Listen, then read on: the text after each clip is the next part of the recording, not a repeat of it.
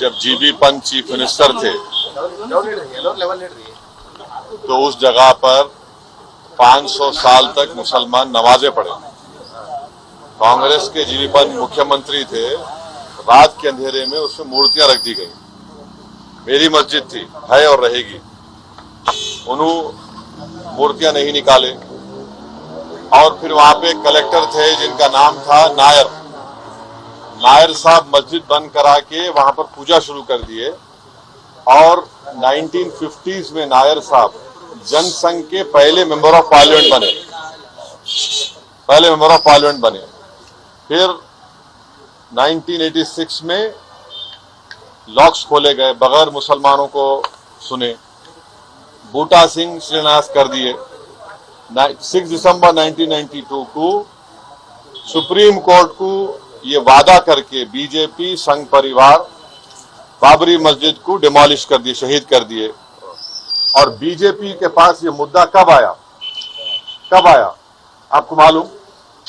आप लोग मालूम बीजेपी कब उठाई? 1989 में पालनपुर में बीजेपी रेजोल्यूशन पास करी। विश्व हिंदू परिषद जब फॉर्म हुई, जब तो राम मंदिर नहीं था। महात्मा गांधी बोले क्या?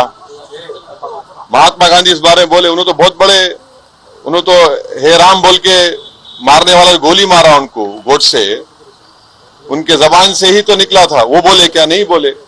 तो ये पूरा एक सिस्टमैटिक तरीके से भारत के मुसलमानों से ये बाबरी मस्जिद को छीन लिया गया।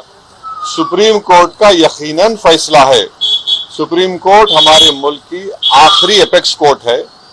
टाइटल सूट था, तो टाइटल सूट में सुप्रीम कोर्ट ने यह कह दिया कि फेथ की बुनियाद पर हम ये जगह मुसलमानों को नहीं दे सकते।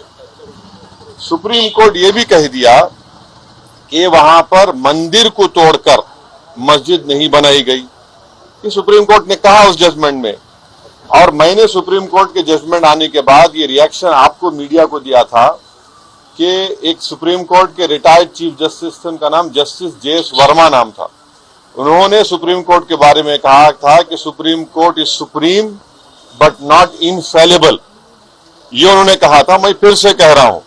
और मैंने उस वक्त ये कहा था कि ये जजमेंट आने के बाद ऐसे कई मुद्दे खुल जाएंगे, जिसको अंग्रेजी में बोलते हैं Pandora box will be open.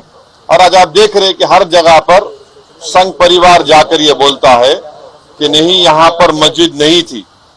ये मेरा मानना है, ये मेरा बोलना है, हम ये बोल रहे हैं। अगर जीबी पंत मूर्तियां हटा देते तो क्या आज ये दिन देखना पड़ता हमारे को? अगर 1986 में ताले नहीं खोले जाते तो क्या आज ये दिन आता? क्या अगर 6 दिसंबर को बाबरी मस्जिद डेमोलिशन नहीं होता तो क्या ये दिन देखना पड़ता? ये सवाल है हमारे, इसका जवाब कोई दे ही नहीं रहा है।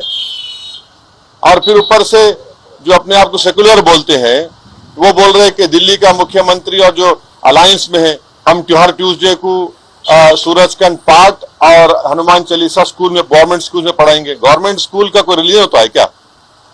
हाँ, अभी तो सबका झगड़ा चल रहा है। क्या झगड़ा है ये? झगड़ा क्या है? अगर मोदी नहीं रहते तो हम भी चले जाते।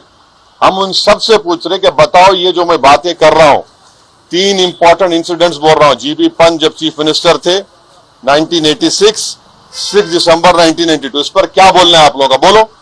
कोई नहीं बोलता। इसलिए नहीं बोलता क्योंकि सबको, मेजॉरिटी कम्युनिटी के वोट्स को हासिल करने का झगड़ा है। और नरेंद्र मोदी ये काम करके मेजॉरिटी वोट्स को कंसोलिडेट करना चाहते हैं और इससे एक पैगाम दे रहे हैं भारत के मुसलमानों के कि आपका भारत की पॉलिटिक्स में आपका क्या मुकाम है, आपकी प्लेस क्या है, ये बताया जाए।